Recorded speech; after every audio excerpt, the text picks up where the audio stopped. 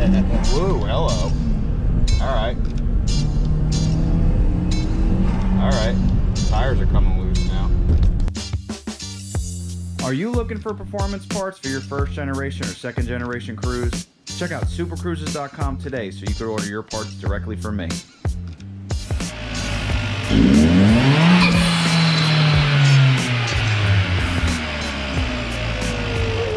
Good morning, everybody. Hope everyone's having a safe time during this hurricane. Even where I live, the hurricane is not bad, but we're getting some flooding. It's been raining really bad for like the last 2 weeks, and I just can't get a nice sunny day. So, what are we doing today? I decided to do something a little bit different. I have a car in my garage that is in the way because I was putting a suspension on my friend's car and it's missing a part. And of course, when a part is missing, the car pretty much sits in limbo. So I haven't had a chance to get this car back into my garage, but I still want to get it to the dyno. What we're doing today is I'm going to check all the fluids. I'm going to put some methanol in. I have my backup stash of methanol right here. This is the M1 100% methanol. I basically have this container just in case I ever run out and I can't run to the store. This is just always in my shop. We're going to put that in the car. And we're going to do another tune. We have another tune we're throwing in. We're going to do a quick road test and we have to get over to the dyno shop. Quick notes. This intercooler system that I've been testing with the carbon pipe has actually been holding up quite well. The methanol injection system and the probes are working quite well. The washer fluid tank has been working great. The car functions like I still have regular washer fluid. And then now this is the methanol injection system. So we're going to put some methanol in here. We're going to check the fluids and then throw a tune in. Oh, I have to check my catch can. I want to make sure there's no oil in that and moisture. And then, yeah, okay, I'll set you guys up. All right, first things first, I want to see what's going on inside the catch can system.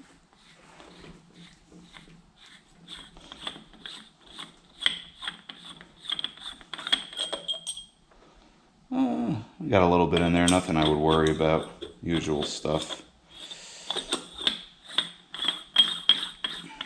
That's the nice thing about having a catch can system. It catches all the moisture and oil that's basically airborne in the engine. I was talking to somebody today actually that he gets ice in his factory intercooler, and it's because of all the condensation from the engine goes into his intercooler, and then he basically, it just freezes, and he has to warm his car up for so long or he can't drive anywhere. So I recommend putting one of these in. Yeah, you can see this is my backup stuff because you can literally write your name and dust on it.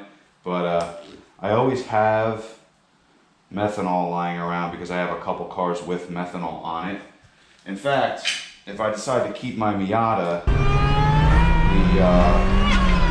Miata's probably gonna get methanol as well. I just hate this container because it's a little bulky, and stopping the methanol from coming out sometimes is a pain in the butt. Oh, there we go. Yeah, it just comes out very fast. Although I wonder if I put my... Nope. There it is. Yeah, I hate this container, but we have methanol in there now. And I just dropped the cap.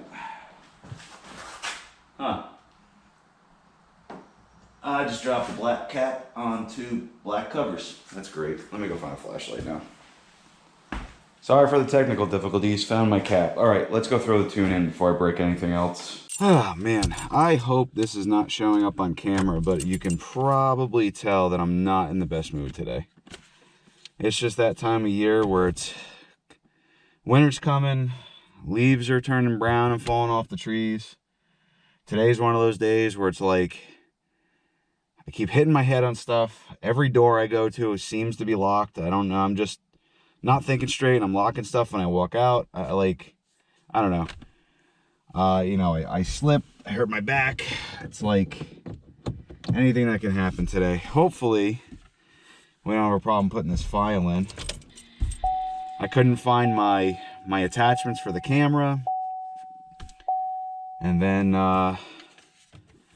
the attachment kept falling off when I did find it. I don't know.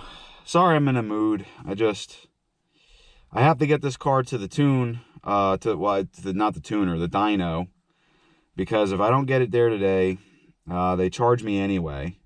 It's just one of those dumb things that, you know, they have a shop to run, right? They have a business to run, and if you don't get the car to the dyno and you waste their time, every time they stop and they basically dyno your car, that means they're not making money on another project. And I know a lot of these places are busy. You know, a lot of performance shops have like a 2-month waiting period before a car even goes in. So when somebody like me comes around, I'm in their way, unfortunately. But I have to go today. I wouldn't normally go on a rainy day, but I couldn't move the date. It's just rainy and crappy out, but at least I'm getting this done, and we can see what kind of dyno numbers this car has, because I want to take this car to the next level, but I also want to get Black Widow. I want to get some work done on Black Widow too, so I want to put some time into that car also. All right, I will cut back over when the file is in. All right, the tune file just ended. I'm going to set it up for live data so I can keep an eye on this. So the tune is set up for over 30 psi and a different air-fuel ratio because of the methanol injection. All right, we got our data going. Actually, let me leave this down here. It makes it easier to drive. Hopefully this car starts. Okay, no problems with the car. Let's turn off the air conditioning so you guys don't hear the air conditioning the whole time. All right.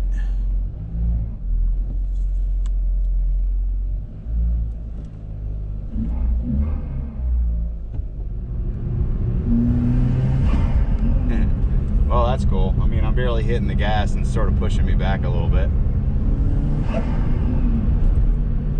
Car definitely has a lot more power.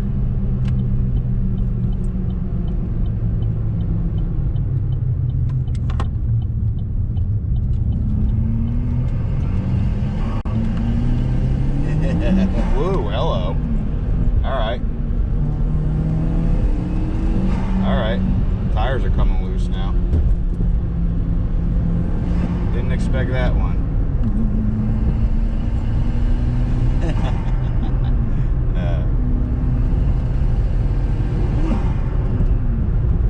Alright. Definitely a big difference. Hello.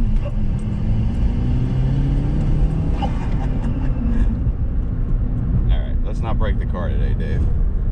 The last thing I want is to definitely bust an axle before I even get to the dyno.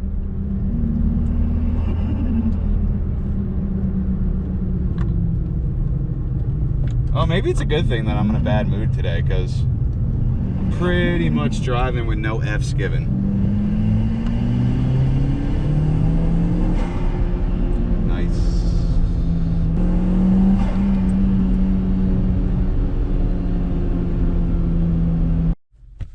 All right, so I pulled over into one of my favorite spots. I actually forgot to check the I wasn't even checking this to see what kind of boost I was getting on the data, because I was maxing out my boost gauge, and the boost gauge only goes to 30, so I have no idea how much boost the car's actually pushing. But I mean, this thing's pushing me in my seat, so it's more. I'm obviously in a bad mood today, but I think the good thing is, because I'm in a bad mood, I was just beating the crap out of the car, and it's definitely a different animal now. So yeah, I'm excited.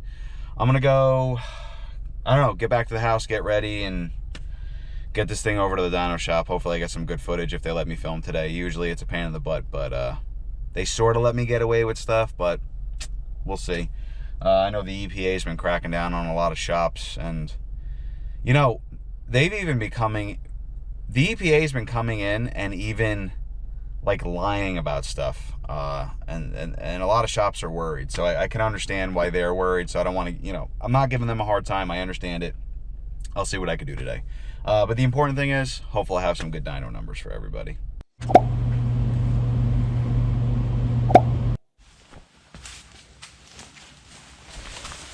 Okay. All right, everybody.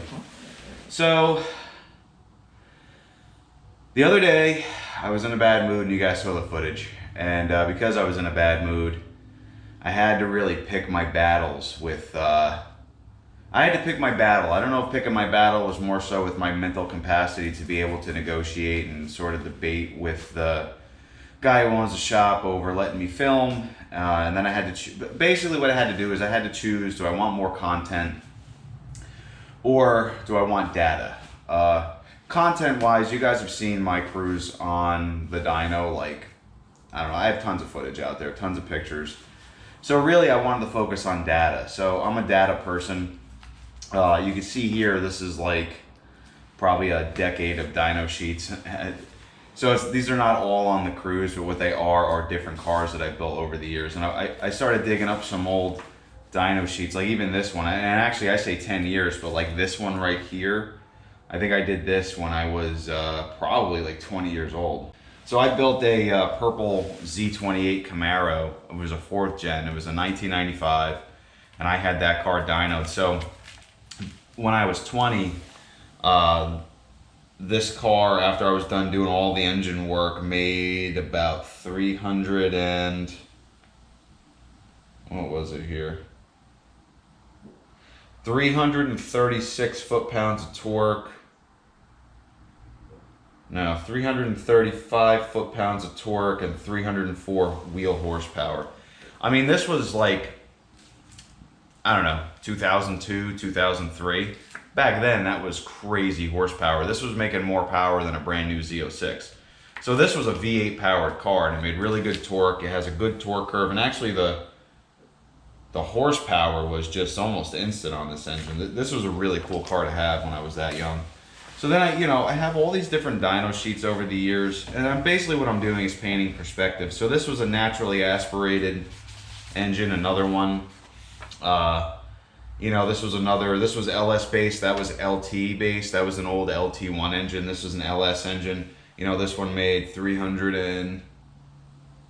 about 350 foot-pounds and 340 horsepower, something like that. I always hang on to stuff. The only dyno sheets that I didn't hang on to is when I sold my old Z06. I wish I kept those. This one was 600. Let's see, this one was one of my old supercharged cars that I worked on. So this one made 533 foot-pounds of torque and 564 horsepower. I just wanted to show you guys some perspective, and it's really fun that I hang on to these because I get to see, my progression throughout the years. And actually, what is this one? Oh, that was another. Oh, I don't know, one of these. I have to double check what this is, but I made 445 horsepower and 415 torque. But I don't remember what engine that is. It says 6-speed. Oh, this was my green Corvette. This was prior to the supercharger kit that I have on it now, and the work I did to it. So anyway, I wanted to paint a perspective for everyone. What I chose to do actually was, I chose to basically go after data instead of content. When I got to the shop, I was just in a bad mood that day. I felt like I couldn't do anything right, and I really, I didn't even want to be on camera. It was just one of those days where I wouldn't even normally turn the camera on, but I had to be at the dyno shop to, I made an appointment, and if I don't actually go to the appointment or I want to move the appointment, then I end up having to pay out of pocket, and then they basically say, well, we keep your money because you can't be a no-show, so whatever. Luckily this time, bringing the car there, it was running perfect. You guys saw the car was pinning me in my seat when I was hitting the gas. It was actually pretty awesome. It cheered me up a little bit. So at the shop, I had a little bit of trouble filming stuff. My camera ended up screwing up. One of the guys moved the tripod, and I don't know if it did something to the camera. I don't know. I had there was just too much drama involved with my camera that I didn't want to upset the owner of the company. So what I really did was focus on data. So here, let's go over the car. Okay. So we have our original dyno sheet. This was the first modifications I was making on the car. And you can see that our horsepower, basically with an OEM turbo, comes in early and falls off high up. My original runs were, this was my intercooler, wastegate with I think it had a lot of preload, black spring. The car was putting out, I think it was about 25 PSI on the factory turbo, cold air intake. Oh, I did some messing around with at that time, it was the diverter, it was the HPRV, and then a few other modifications I can't think of, but I'm sure if I go back into those videos I'll find them. But you can see the car made a lot more power up front and it fell off up high, which is great for a stock car. You kind of, it feels a little bit powerful, like when you want to pass on the highway, but then you start running out of steam, which I didn't like. And I could see why people who are like launching these cars may be breaking axles, because you're getting a lot of power down low that you don't really need. You want linear power. So that was that setup basically. Let's see. The next one. So this dyno run was basically when they ended up redlining the engine on the run, but this was big turbo, my larger intercooler. The air-fuel ratio wasn't right. You can even see fluctuations in the power, like the tune. Something was going on with the tune. This was with a boost wall. This car had a problem with like the throttle pedal. Actually, these cars have a problem with the throttle pedal, and I have footage out there showing how to fix that stuff. And this was I believe at this time, black spring with like an inch of preload. I had a lot of preload because I was trying to max out the turbo. And I just couldn't get the air-fuel ratio right on this one. But we made like 200 and, at this point it was 241 horsepower and 249 horsepower and 241 foot-pounds of torque. And this is no methanol. Still, we have factory exhaust.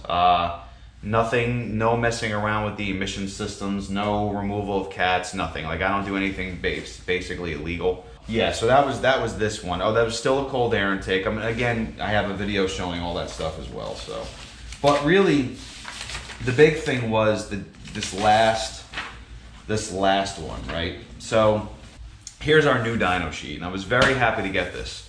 And again, I was focusing on the data. What I did this time was we spent, I want to say, about an hour on the dyno, and I was switching my applications on the fly. Well, not really on the fly. This time around, instead of negotiating being able to film and getting content, I was basically like, okay, I have different tunes with me this time, different wastegate springs, and different preloads I wanted to try. So basically, I guess we can show, like on here, I marked 25 PSI, no meth with a blue spring. So basically, with the blue spring, the boost wall being fixed, those of you that watch my channel know what the boost wall is. And I had the methanol off. This was the boost wall tune. This was the same tune I had before, but this was, since that last time where I was having the problems, this was basically me going back with the boost wall fixed, methanol injection turned off. I think I tweaked I basically put in a blue spring with a lot of preload in between those runs. And then what I was able to actually get out of that run was 301 foot-pounds of torque and 260 horsepower. So we definitely had a much better dyno run. Like, this is the dyno run that I should have had last time, but sorry, there's a motorcycle going by. So this was the dyno run that I should have had last time, but I kept hitting the boost wall. The tune just wasn't right. Not that I'm blaming anybody. The throttle was giving me an issue, and the air-fuel ratio was really lean, and I was having tons of problems.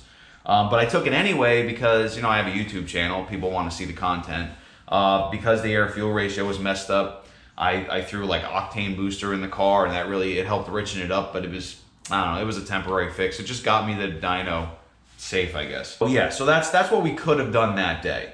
And that's not bad. I mean, 260 horsepower with 301 foot-pounds of torque. And you see it's all linear now. So what's happening is, instead of you getting power in the beginning where the car like sort of puts you in your seat down low and then you feel like you have nothing. Like for for like 1,000 RPMs, you feel like you're a little powerful, and then for like 4,000 RPMs, the car feels like it's running out of power, like something's wrong. I really didn't like that. I don't like that in the factory car. So now, you know, this car starts making about, you know, at least when this sample was taken, we start making power like 2,500 RPMs, and we're around 120 to 150 horsepower in that range. And then what happens is it starts kicking in. So you feel the car putting you in your seat, and then you're still making power as the RPMs raise. So the car never really feels slow when it starts moving. And basically, like it almost gives it like a V8 feel if you're in the right RPM range. So anyway, let's move on. I don't want to just make this all about talking about this one dyno run. So then what we did was I turned the methanol injection on. I kept so I had a 25 PSI tune that, it was basically that last tune sort of cleaned up.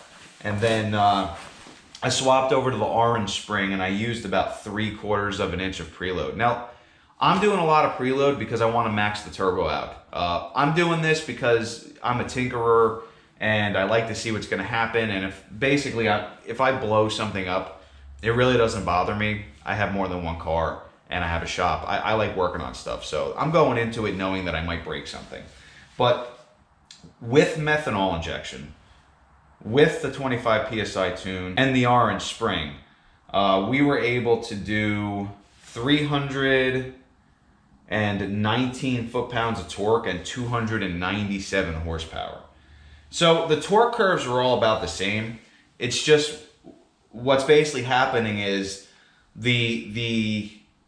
when you're getting to the 3,500 RPM range, you're actually seeing a spike in power while the meth is working. So you're actually, not only is the car putting you in your seat more, you're actually there, like you feel that rush of speed even stronger now. Like it's more of it, right? And then on top of that, now we're getting, with the methanol, we're getting an additional boost of horsepower. We're running this turbo up, and we're also getting that additional boost of horsepower, and we're cresting over the 300 foot-pounds of torque mark, and we're almost at 300 horsepower. I mean, that's amazing. And then what I did is I did even more preload on the orange spring. I put a new tune in with 30 plus PSI and methanol. And with that tune, you can see we really peaked. We were at 351 foot-pounds of torque and 339 horsepower. So the methanol is really doing a nice job of keeping everything clean, helping gain power. So that was what I was basically saying, where it's starting to feel like my GTO, because my GTO makes from the factory 400 crank horsepower, and at the wheels it's probably like 350 horsepower, 350 foot-pounds of torque. Usually they're pretty close in horsepower and torque. Maybe 320 at the wheels, something like that. You know, we're talking factory, right? But in the middle of the RPM range where that car puts me in my seat, this car feels the same. So this thing's starting to make V8 horsepower out of this little 1.4 liter. And what's crazy is, with these other dyno sheets, these are basically like my life since like the year like 2002 up. And it's progression of like what engines make power. Back then, when I did that old Z28, that was a 5.7 liter engine, making that less horsepower and torque than this does with all the modifications I've done. That's crazy to think about. Now granted, in a drag racing situation, that Camaro may win from 0 to 100 miles an hour. But if we're on the highway, this thing might blow that car's doors off. And that's usually when people want their horsepower. They want their horsepower passing. They want their horsepower accelerating on the highway. You very rarely are meeting somebody door to door nowadays, especially with, God forbid you're driving way too fast. A lot of these towns want to crucify somebody and put them in prison over this stuff. So you definitely want to be careful out there. But it's really cool to see this kind of power. And anybody running a universal, so let's talk about methanol injection just a little bit more before I end this video. There are people out there that are basically running like a universal methanol injection system. And what happens is they're having problems. They're posting their problems with like ignition, spark plugs. They're posting like timing issues with like when the pump turn. So basically, if you have a pump in the trunk, right, and you have a, let's say a 3-gallon tank in the trunk, and you need to inject your methanol, your methanol has to travel like a good 12 feet before it gets to the engine. So this causes a delay on when it's supposed to be injected. So what does someone do? Well, they try to get their methanol to turn on sooner. So what happens is you have methanol kicking in at like 8 or 9 psi. So it has time to get into the engine by the time you're hitting your 10 or 11 psi that you want to, you want the injection to be able to cool pistons and create power. The problem is, when you're just doing normal driving, 8 psi comes on at like, you might get 8 psi at like 2,000 RPM. So you're using like a gallon of methanol in like a couple days because it's just constantly spraying for no reason. And what's happening is it's, you can end up messing up your plugs, messing up your intake. I mean, you're basically running this thing rich at the wrong time. You need your methanol to kick in when you're full throttle. So basically this system, my system, where I'm using the washer fluid tank. So, you guys know we have an auxiliary washer tank, so I have washer fluid. And then we have the original washer fluid tank is the supply for my methanol. And because the methanol only needs to travel a couple feet and it's so close to the engine, there is no delay when it comes on. The other thing is it's also adjustable on the fly, so I can fine tune while driving literally by turning a few knobs and adjusting a few little things. And I have a gain knob that'll allow me to slow the pump down, increase the pump's pressure. I mean, there's a big difference between what I'm doing and what's available on the market. Those universal kits just don't give you the safety and adjustability that like my kit is doing. Not that I'm trying to sell anybody on it, but I mean, there's a reason I'm looking at a dyno sheet where a 1.4 liter is making 351 foot-pounds of torque. And I haven't blown the engine up.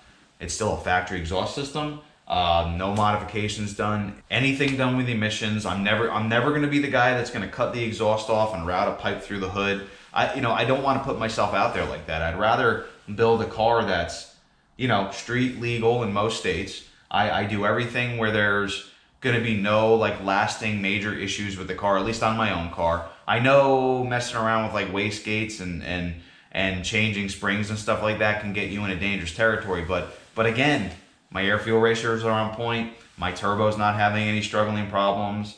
My methanol injection has given us power with no weird air fuel ratio problems or any weird, horsepower curve issues. I mean, the car feels great. And you can feel when that methanol turns on. It's equivalent to like, if I had to visualize it and you're watching a movie where they hit like a nitrous button and you see the guy in the car sort of throw back in a seat and then you have that like tunnel vision when the car starts going faster, that's pretty much what methanol does. So that coupled with a big turbo, I mean, it's like a euphoric situation. I really enjoyed it. It literally transformed my car. So CRUZE Missile is definitely on the right track. So one other thing, I want to take this car to the next level. And the next level may require some exhaust modifications. So I'm working with getting a carb legal, street legal catalytic converters, like a high flow one, high flow catalytic converters. And then I'm also working with a shop. A lot of people message me asking for like forged internals, custom internals. So to get to the next level, we're gonna have to go into the engine. It's basically gonna be about $5,000 in modifications. What that'll allow me to do is high flow catalytic converters. I'm working with a shop to do that. Better camshafts. They're gonna have a better cam lobes, allow for more boost to get into the engine, more fuel, more power.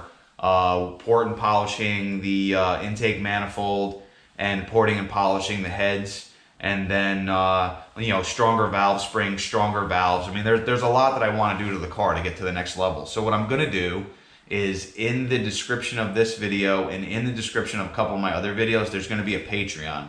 The Patreon is going to be so I could put out the money to finish developing and testing actual internals for the second gen.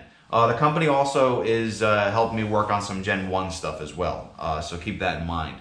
But it'll allow me to get some real internals made for our cars, and probably an extra 100 horsepower and 100 foot-pounds of torque. That's what we're trying to do, and it'll put us in that mid 400s range. And maybe with the right stuff done to the car, with all these different things I've been doing with the big turbo and everything, might push us even higher. We might be able to get 500 horsepower. I don't know. Putting out $5,000 to develop custom parts is a huge pill to swallow. But if I have the community helping me, everyone chips in a little bit so we can see the results together, so you're not putting out that $5,000. I have no problem killing CRUZE Missile and putting parts on it and seeing what we can do, especially if I can come out with some cool stuff like timing gears, ported and polished intakes, ported and polished heads, stronger valve springs, because we definitely don't want to deal with valve float. I mean, it's going to be cool. I want to do it. I'm excited to do it, and hopefully this video doesn't seem like I'm rambling on, but I'm never going to be one of those TikToker types. Like you're probably never going to see me putting out 30-second videos trying to show someone how to get 500 horsepower out of a 1.4 liter. If that's how you want your information, you're probably going to blow your engine up. I'm more along the lines of let's educate ourselves, let's do things safe, let's build something that's not going to blow up a week down the road, a month down the road, and hopefully build a community around what I'm doing. And I pretty much have been doing that for the last 2 years, and I really enjoy it. I love all of you guys. I love hearing from everyone. Even when it's, I get a text message at 12 o'clock at night and I'm about to go to sleep and you guys are thanking me for something, or you need help and you're in a jam and you're coming to me because I'm sort of like a big brother or an uncle or something.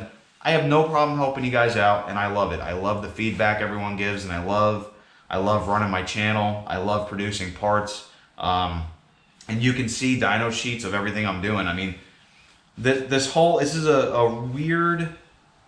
is a weird job that I have now, but I love this job and I wouldn't trade it for anything, especially since you guys have been so nice to me, and you're basically helping create a family business with all of you, as basically being my family, helping me grow this together. And I really appreciate everyone who supports me. So thanks again, everyone. Hopefully you're excited about these dyno numbers, and hopefully you enjoyed this early 2000s YouTube style of filming. And have a nice day. Even when you feel low, you can still go. Even when you feel slow, you can still go. Even when there's no hope, you can still go. I never answer to no, man, I still go. Go, go, go, go.